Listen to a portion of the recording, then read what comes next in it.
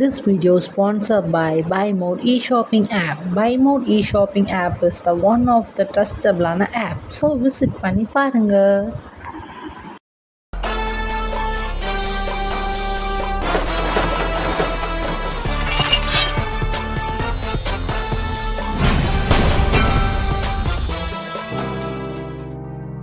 உலக நாடுகள் மத்தியில் இந்தியா பாகிஸ்தான் என்றாலே எதிர்ப்புணர்வும் பகைமையும் தான் நினைவுக்கு வரும். இதற்கு இரு நாடுகளுக்கும் இடையில் நடந்த போர்கள்தான் காரணம். இந்தியாவும் பாகிஸ்தானும் இதுவரை 4 முறை நேரடியாக போரில் ஈடுபட்டுள்ளன. பிரிட்டிஷ் காலனி ஆட்சியின் கீழ் இருந்த இந்தியா 1947ஆம் ஆண்டு ஆகஸ்ட் மாதம் 14ஆம் தேதி பாகிஸ்தானாகவும் ஆகஸ்ட் 15ஆம் தேதி இந்தியாவாகவும் பிரித்து பிரிட்டிஷ் அரசு விடுதலையை அறிவித்தது. இரு நாடுகளுக்கான அதிகாரப்பூர்வ எல்லைகள் ஆகஸ்ட் 17ஆம் தேதி பிரிக்கப்பட்டது. இந்தியா பாகிஸ்தான் எல்லைகள் பிரிக்கப்பட்ட 3வது மாதத்திலேயே இரு நாடுகளுக்கும் இடையிலான முதல் போர் 1947ஆம் ஆண்டு தொடங்கியது. இந்த போர் மூழ்வதற்கு முக்கிய காரணம் பாகிஸ்தான் தான். பிரிட்டிஷ் காலனிய ஆட்சியிலிருந்து தனி நாடாக பிரிந்த பாகிஸ்தான் நாட்டின் பொருளாதார வளர்ச்சி, வேளாண்மை, பொதுமக்கள் மேம்பாடு போன்றவற்றில் கவனம் செலுத்துவதை விட இந்தியாவில் இஸ்லாமிய மக்கள் பெரும்பான்மையாக வாழும் எல்லைப் பகுதிகளை மத ரீதியில் தன் நாட்டின் எல்லைகளாக விரிவுபடுத்துவதிலேயே குறிக்கோளாக இருந்தது. அதற்காக பாகிஸ்தான் தேர்ந்தெடுத்த இடம்தான் ஜம்மு காஷ்மீர். ஆனால் ஜம்மு காஷ்மீரை இந்து மதத்தை பின்பற்றும் மன்னர் ஹரிசிங் ஆட்சி செய்து வந்தார். இந்தியா பாகிஸ்தான் பிரிவினையின் போது தான் ஆட்சி செய்து வந்த ஜம்மு காஷ்மீர் பகுதியை எந்த நாட்டுடனும் இணைக்காமல் தனித்து ஆட்சி செய்தார் ஹரிசிங். இந்த நிலையில்தான் இஸ்லாமிய மக்கள் அதிகம் வசித்த ஜம்மு காஷ்மீர் பகுதியை கைப்பற்ற பஷ்தூன் பழங்குடியின மக்களை கொண்ட இராணுவத்தை 1947ஆம் ஆண்டு அக்டோபர் 22ஆம் தேதி அனுப்பியது பாகிஸ்தான். பாகிஸ்தான் தாக்குதலை எதிர்கொள்ள மன்னர் ஹரிசிங் இந்திய இராணுவத்தின் உதவியை நாடினார். அப்போது நடந்த பேச்சுவார்த்தையில் ஜம்மு காஷ்மீரை இந்தியாவுடன் இணைக்க மன்னர் ஹரிசிங் ஒப்புக்கொண்டார். இந்த ஒப்பந்தத்தின் அடிப்படையில் இந்திய ராணுவம் ஜம்மு காஷ்மீருக்குள் நுழைந்தது. ஆனால் அதற்குள் காஷ்மீரின் 2 பங்கு பகுதிகளை பாகிஸ்தான் கைப்பற்றி இருந்தது. உடனே போர் நிறுத்த நடவடிக்கைகளை மேற்கொள்ள ஐநாவின் உதவியை நாடினார் பிரதமர் நேரு. ஐநா குழு அளித்த அறிக்கையின் அடிப்படையில் இரு நாட்டு பிரதமர்களுடனும் பேச்சுவார்த்தை நடத்தப்பட்டு 1948 ஜனவரி 1ஆம் தேதி இந்தியா பாகிஸ்தானின் முதல் போர் முடிவுக்கு வந்தது. இந்த போரின் முடிவில் பாகிஸ்தான் ஆக்கிரமித்த பகுதிகள் ஆசாத் காஷ்மீர் அல்லது பாகிஸ்தான் ஆக்கிரமிப்பு காஷ்மீர் என்று அழைக்கப்படுகிறது. இந்தியா பாகிஸ்தானுக்கு இடையேயான மோதல் அத்தோடு முடிவுக்கு வந்துவிட்டது என்று எண்ணியவர்களுக்கு ஏமாற்றமே மிஞ்சியது. இந்தியாவிற்கு பாகிஸ்தானுடன் காஷ்மீர் எல்லை பிரச்சனை என்றால் சீனாவுடன் இமாலய எல்லைப் பகுதியில் பிரச்சனைகள் புகையத் தொடங்கியது. 1962இல் நடந்த இந்தியா சீனா மோதலில் சீனா கிட்டத்தட்ட இந்தியாவை பின்னடைய வைத்து தோல்வியை நோக்கி தள்ளியது. சீனாவுடன் நடந்த போரில் இந்தியா தோல்வியடைந்தது. இந்த சூழ்நிலையை பயன்படுத்தி இந்தியாவை எளிதில் வீழ்த்திவிடலாம் என எண்ணினார் அன்றைய பாகிஸ்தான் பிரதமர் அய்யூப் கான். இதற்காக 3 திட்டங்களை வகுத்தது பாகிஸ்தான். பாலைவன ராஜாளி, ஆபரேஷன் கிப்ரால்டர் மற்றும் ஆபரேஷன் கிராண்ட்ஸ்லாம் என போரை தொடங்கியது. காஷ்மீரை கைப்பற்றுவதும் பஞ்சாப் மாநிலத்தின் சில பகுதிகளை ஆக்கிரமிப்பதும் தான் பாகிஸ்தானின் முக்கிய நோக்கமாக இருந்தது. நேரடியாக செய்ய முடியாத காரணத்தால் பாலைவன ராஜாளி திட்டத்தை செயல்படுத்தியது பாகிஸ்தான். அதன்படி இந்தியாவின் ரான் பகுதியை ஆக்கிரமிப்பது என முடிவு செய்யப்பட்டது. குஜராத் மாநிலத்தின் கட்ச் பகுதியில் அமைந்துள்ளது ரான் பகுதி. இங்கு இந்தியா பாகிஸ்தான் எல்லை பகுதிகள் முறையாக பிரிக்கப்படாததால் அதனை தனக்கு சாதகமாக பயன்படுத்திக் கொண்டது பாகிஸ்தான். ரான் பகுதியில் பாகிஸ்தான் ராணுவத்தினர் அத்துமீறலை தொடங்க ஆரம்பித்தனர். எல்லையில் ரோந்து போலீசாருடன் வம்பு இழுத்தனர். அத்துமீறி தங்கள் பகுதியில் நுழைந்த பாகிஸ்தான் படையை உடனடியாக இடத்தை காலி செய்யும்படி பிரதமர் லால் பகதூர் சாஸ்திரி எச்சரித்தார். ஆனால் பாகிஸ்தான் செவி கொடுத்து கேட்கவில்லை. இரு தரப்புக்கும் இடையே மிக கடுமையான சண்டை நடந்தது. இரு தரப்பினரும் உயிரிழப்பை சந்தித்தனர். உடனடியாக இங்கிலாந்து தலையிட்டு போர் நிறுத்த ஒப்பந்தத்தை ஏற்படுத்தியது. 1965ஆம் ஆண்டு ஜூன் மாதம் 30ஆம் தேதி அந்த ஒப்பந்தம் கையெழுத்தானது. அந்த ஒப்பந்தத்தின்படி சர்ச்சைக்குரிய பகுதி தொடர்ந்து இந்தியாவின் கட்டுப்பாட்டிலேயே இருக்கும். அந்த பகுதியில் உள்ள பாதையை பாகிஸ்தான் பயன்படுத்திக் கொள்ளலாம் என அறிவிக்கப்பட்டது. இதனால் பாகிஸ்தான் எண்ணெய் கிணறு அமைக்கும் கனவு கனவாகவே போனது. பாலைவன ராஜாளி திட்டம் தோல்வி அடைந்ததால் கிப்ரால்டர் திட்டத்தை தொடங்கியது பாகிஸ்தான். இத்திட்டத்தை செயல்படுத்த 30,000 வீரர்களை களம் இறக்கியது பாகிஸ்தான். 1965ஆம் ஆண்டு ஆகஸ்ட் 5ஆம் தேதி பாகிஸ்தான் வீரர்கள் காஷ்மீர் பகுதிக்குள் நுழைந்தனர். சுமார் 750 கிலோமீட்டர் நீளமுள்ள போர் நிறுத்த எல்லைக்கோட்டை கடந்து இந்தியாவிற்குள் ஊடுருவினர். ஜம்முவின் மேற்கு பகுதியில் உள்ள பூஞ்ச் உரி தொடங்கி தித்வால், குரைஸ், கார்கில் வரை பாகிஸ்தான் தரப்பினர் சிறு சிறு குழுக்களாக நுழைந்தனர். இத்திட்டத்தின்படி அவர்களுடன் ஜிகாதி வீரர்களான முஜாஹிதுகளும் ரசாகர்களும் கைகோர்த்திருந்தனர். அதில் 1500 பேரிடம் இலகுரக இயந்திர துப்பாக்கிகள் வேறு இருந்தன. காஷ்மீர் பகுதியில் முடிந்தவரை நாச வேலைகளில் ஈடுபட்டு காஷ்மீர் மக்களை முடிந்தவரை இந்தியாவிற்கு எதிராக கொம்பு சீவிவிட வேண்டும். இதுவே அவர்களுக்கு கொடுக்கப்பட்ட முதல் பணி. இவர்களை தொடர்ந்து ஆகஸ்ட் 3வது வாரத்தில் 2வது பிரிவினர் இந்தியாவிற்குள் ஊடுருவினர். அவர்களின் எண்ணிக்கை 5000த்திற்கும் மேல் இருந்ததாக கூறப்படுகிறது. இந்த 2 ஊடுருவல் பிரிவுகளை தவிர்த்து 3வதாக ஒரு பிரிவையும் ஆசாத் காஷ்மீர் பகுதியில் தயாராக வைத்திருந்தது பாகிஸ்தான். எனினும் பாகிஸ்தானின் இந்த ஊடுருவல் முயற்சியை தொடக்கத்திலேயே இந்திய ராணுவத்தினர் கண்டுபிடித்திருந்தனர். அவ்வாறு கண்டுபிடிக்க உதவியாக இருந்தது ஆடு மேய்க்கும் ஒரு சிறுவன். உடனடியாக குல்மார் பகுதிக்கு இந்திய துருப்புகள் வந்து சேர்ந்தது. அதற்குள்ளாகவே அப்பகுதியை விட்டு பாகிஸ்தான் படையினர் தப்பி ஓடிவிட்டனர். இது ஒருபுறம் இருக்க, பூஞ்ச் மாவட்டத்தில் உள்ள மெந்தார் பகுதியிலும் சிலர் ஆயுதங்களுடன் நடமாடி வருவதாக ஒரு செய்தி வந்தது. அடுத்தடுத்து ஊடுருவல் குறித்த பல தகவல்களும் இந்திய ராணுவ உயரதிகாரிகளுக்கு வந்த வண்ணம் இருந்தன. இது குறித்து அறிந்த பிரதமர் லால் பகதூர் சாஸ்திரி செய்ய வேண்டியதை செய்யும்படி ராணுவத்திற்கு உத்தரவிட்டார்.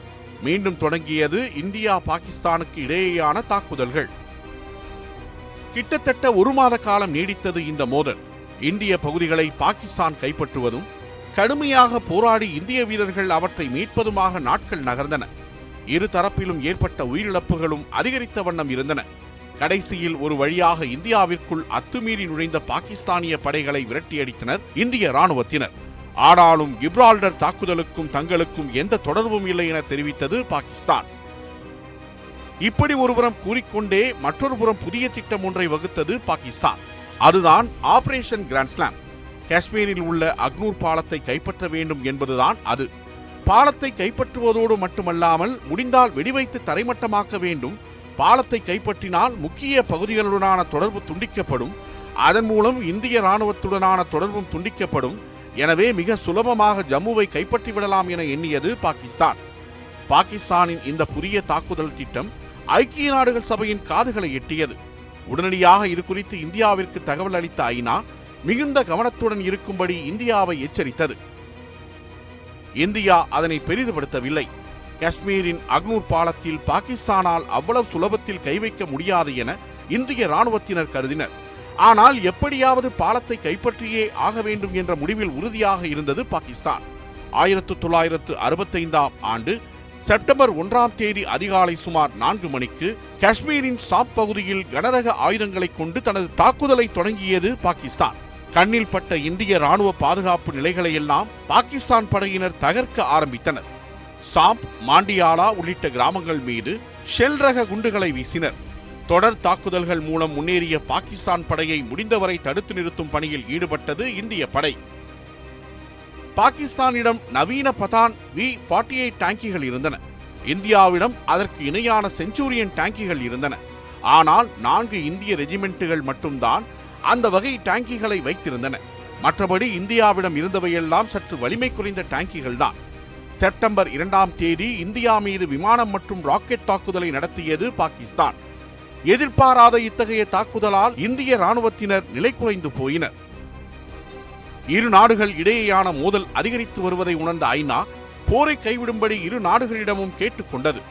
ஆனால் கோரிக்கை விடுத்த மறுநாளே பஞ்சாபில் உள்ள அமிர்தசரஸ் மீது வான்வழி தாக்குதல் நடத்தியது பாகிஸ்தான். இதனால் என்ன செய்வதென்றே தெரியாது குழம்பியிருந்தது ஐநா சபை. ஆனால் இந்தியா குழம்பியதாக தெரியவில்லை. என்ன செய்ய வேண்டும், எப்படி செய்ய வேண்டும் என ராணுவ அதிகாரிகளுடன் இணைந்து தெளிவான வியூகம் வகுத்தார் பிரதமர் லால் பகதூர் சாஸ்திரி.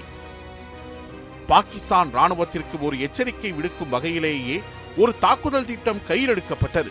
அதன்படி பாகிஸ்தானுக்குள் நுழைந்து லாகூர் பகுதியை தாக்க இந்திய படையினருக்கு உத்தரவிட்டார் லால் பகதூர் சாஸ்திரி.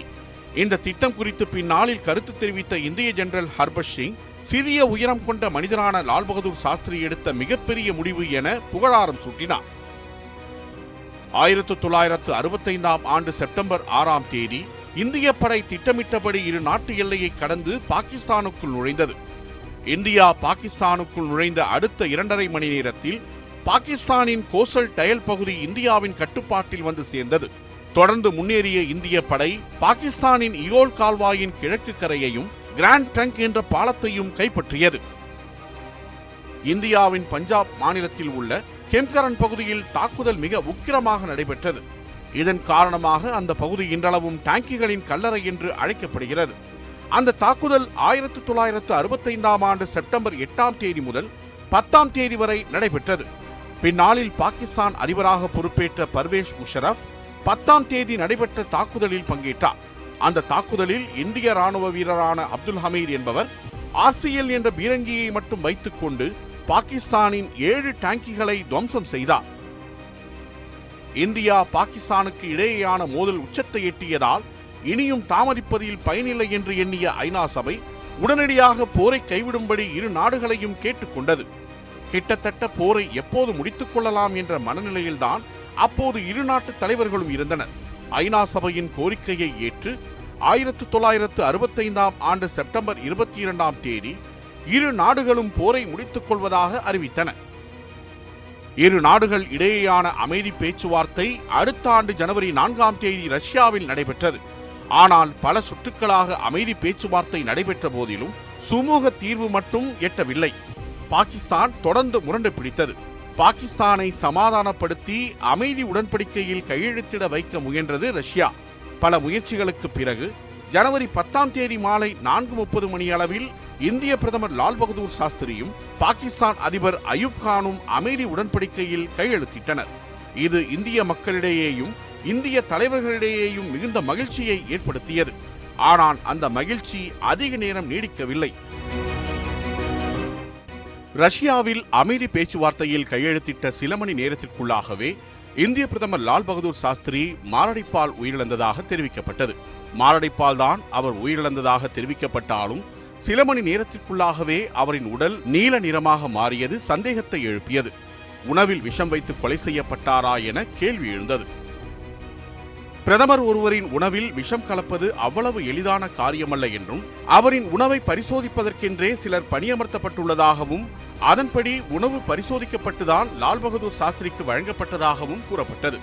இரு நாடுகளின் முக்கிய தலைவர்கள் தங்கள் நாட்டில் தங்கியுள்ளதால் அவர்களுக்கான பாதுகாப்பை ரஷ்ய அரசு நிச்சயம் பலப்படுத்தியிருக்கும். எனவே அந்த பாதுகாப்பை மீறி பிரதமரை கொல்வது சாத்தியமற்றது என்ற கருத்தும் சிலர் தெரிவித்தனர். எனவே உண்மையை கண்டறிய ராஜ் நாராயணன் குழு அமைக்கப்பட்டது. இது தொடர்பாக விசாரணை நடத்திய குழு அறிக்கையை தாக்கல் செய்தது. ஆனால் அந்த அறிக்கை வெளியிடப்படவே இல்லை. இந்த நிலையில்தான் இந்தியா பாகிஸ்தான் இடையிலான 3வது போர் 1971இல் நடந்தது. அது வங்கதேச விடுதலை காலத்தில் இந்தியாவுக்கும் பாகிஸ்தானுக்கும் இடையில் நடைபெற்ற நேரடி மோதல் என்றே கூற வேண்டும். 1971 டிசம்பர் 3ஆம் தேதி 11 இந்திய வான்படை முகாம்களின் மீது பாகிஸ்தான் திடீர் தாக்குதலை மேற்கொண்டது. இதற்கு பதிலடி கொடுப்பது என்று முடிவெடுத்தது மட்டுமல்லாமல் கிழக்கு பகுதியில் இருந்த பாகிஸ்தானை தனி நாடாக்கும் நோக்கிலும் போரில் ஈடுபட்டது இந்தியா. போர் தொடங்கியதும் பாகிஸ்தான் படைகளை இந்திய படைகள் வென்றெடுத்து முன்னேறியது. சுமார் 93,000 பாகிஸ்தானிய ராணுவத்தினரை இந்திய படைகள் சிறைப்பிடித்தன. தாக்குதல்களை தாக்குப்பிடிக்க முடியாத பாகிஸ்தான் படைகள் இந்தியாவிடம் சரணடைவதாக கூறியதால் போர் முடிவுக்கு வந்தது. பாகிஸ்தானின் கிழக்கு பகுதி பங்களாதேஷ் என்ற பெயரில் தனி நாடாக உருவெடுத்தது. 13 நாட்கள் மட்டுமே நடந்த இந்த போர் வரலாற்றில் மிகவும் குறுகிய காலம் நடைபெற்ற போராக இடம் பிடித்தது. எத்தனை உடன்படிக்கைகள் கையெழுத்தானாலும் பாகிஸ்தான் இந்தியாவினுள் ஊடுருவுவதை நிறுத்துவதாக இல்லை. 1999இல் காஷ்மீரில் உள்ள கார்கிலில் பாகிஸ்தான் ஊடுருவதால் ஒரு பெரும் போருக்கு இரு நாடுகளும் தயாரானது. கார்கில் பகுதியை நாட்டின் பிற பகுதிகளோடு இணைக்கும் சோஜிலா பாஸ் வழிச்சாலை வருடத்தில் 6 மாதங்களுக்கு மேல் மூடியே இருக்கும். அந்த சமயத்தில் கார்கில் மற்றும் அதன் சுற்றுவட்டார பகுதிகள் இந்திய நாட்டின் தொடர்பிலிருந்து முற்றிலுமாக துண்டிக்கப்பட்டிருக்கும். எனவே பாகிஸ்தான் இந்தியாவினுள் ஊடுருவ இந்த பகுதியே சரியானது என முடிவு செய்தனர். பாகிஸ்தான் ராணுவத்தின் தலைமை தளபதியாக இருந்த பர்வேஸ் முஷரப்பும் அவரது தளபதிகள் அடங்கிய கார்கில் குழு என்று அறியப்படும் 4 அணிதான் ஊடுருவல் முயற்சிக்கு காரணம் என கூறப்படுகிறது. காஷ்மீரின் கார்கில் பகுதியில் உள்ள உயரமான பனிச்சிகரங்களில் இந்திய பாதுகாப்பு படைகள் நிறுத்தப்படவில்லை. இதனால் தனது ஊடுருவல் நடவடிக்கையை தொடங்கியது பாகிஸ்தான். இதற்கு ஆபரேஷன் பத்ர் என்று பெயரிடப்பட்டது. மே 3ஆம் தேதி கார்கிலில் பயங்கரவாதிகள் ஊடுருவியிருப்பது அங்குள்ள மேய்ப்பர்கள் மூலம் ராணுவத்தினருக்கு தகவல் கிடைத்தது.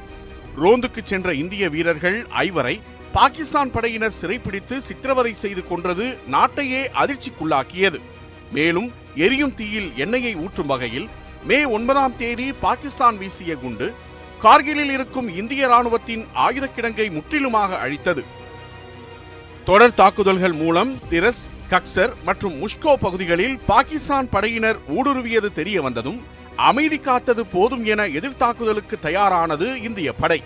பாகிஸ்தான் பிடியிலிருந்து கார்கிலை மீட்டு மீண்டும் இந்தியாவின் கட்டுப்பாட்டுக்குள் கொண்டு வருவதற்காக நடத்தப்பட்ட இந்த நடவடிக்கைக்கு வைக்கப்பட்ட பெயர்தான் ஆபரேஷன் விஜய்.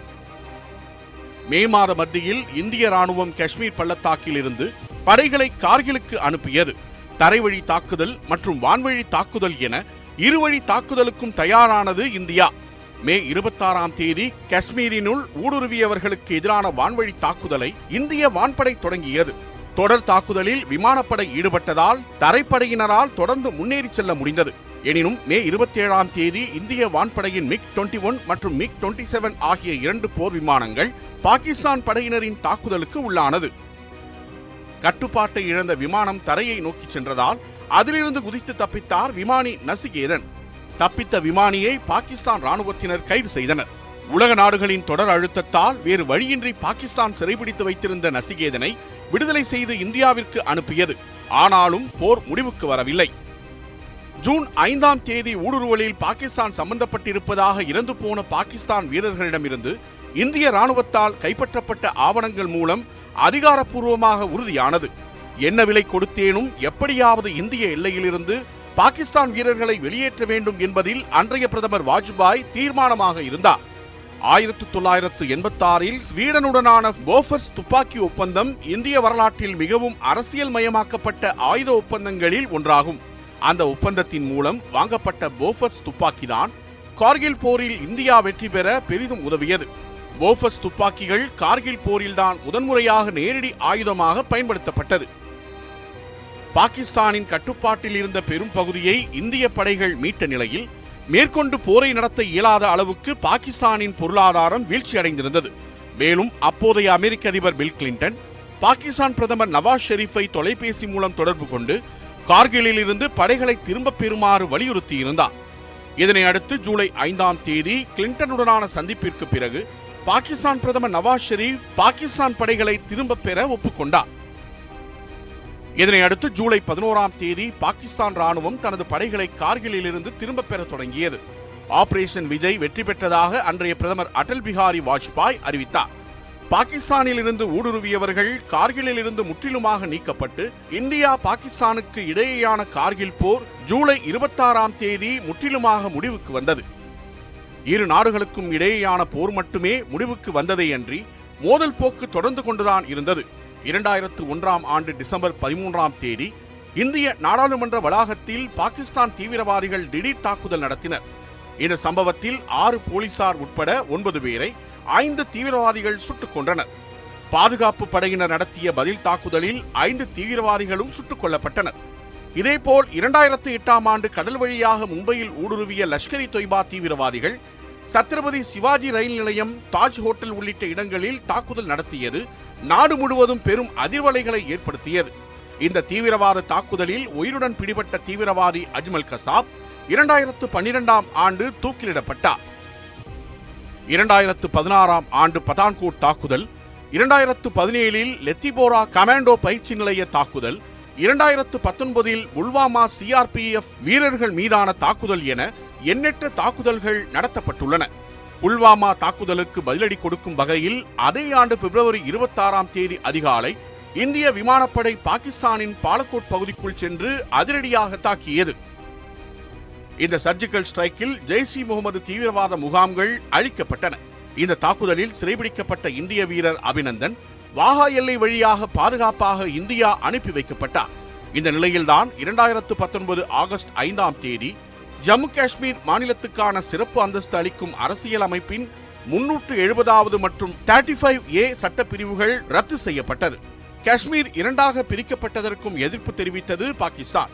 இந்த விவகாரத்தை ஐநா பாதுகாப்பு சபைக்கும் கொண்டு சென்றது. ஆனால் பாகிஸ்தானின் முயற்சிகள் பெரிய அளவில் வெற்றி பெறவில்லை. இரு நாடுகளுக்கு இடையேயான போரோ மோதலோ எதுவுமே நிரந்தரமற்ற ஒன்றாக இருந்தாலும் இயற்கை பேரிடர் கொரோனா போன்ற பொது ஆபத்தின் போது வேறுபாடுகளை மறந்து இரு நாடுகளும் ஒன்றிணைந்து போராடுவதை நாம் நம் கண்முன்னே காணும் ஒன்றாக இருக்கிறது. 2005ஆம் ஆண்டு இரு நாட்டு எல்லையிலும் சக்தி வாய்ந்த நிலநடுக்கம் ஏற்பட்ட போதும் இந்தியா 185 கோடி ரூபாய் நிவாரண நிதி மற்றும் நிவாரணப் பொருட்கள் நிறைந்த ஒரு விமானத்தையும் பாகிஸ்தானுக்கு அனுப்பி வைத்தது. இக்கட்டான கொரோனா காலத்தில் இந்தியாவுக்கு ஆதரவாக இருப்போம் என்றும் உலகிற்கே சவாலாக இருக்கும் இந்த கொரோனாவிற்கு எதிராக மனித சமுதாயம் ஒன்றிணைந்து போரிட வேண்டும் என்றும் பாகிஸ்தான் பிரதமர் இம்ரான்கான் தெரிவித்தார். இந்தியா பாகிஸ்தான் என்ற வேறுபாட்டை கடந்து ஒற்றுமையும் அமைதியும் நிலவ வேண்டும் என்பதே இரு நாட்டு மக்களின் எண்ணமும் கோரிக்கையுமாகும்.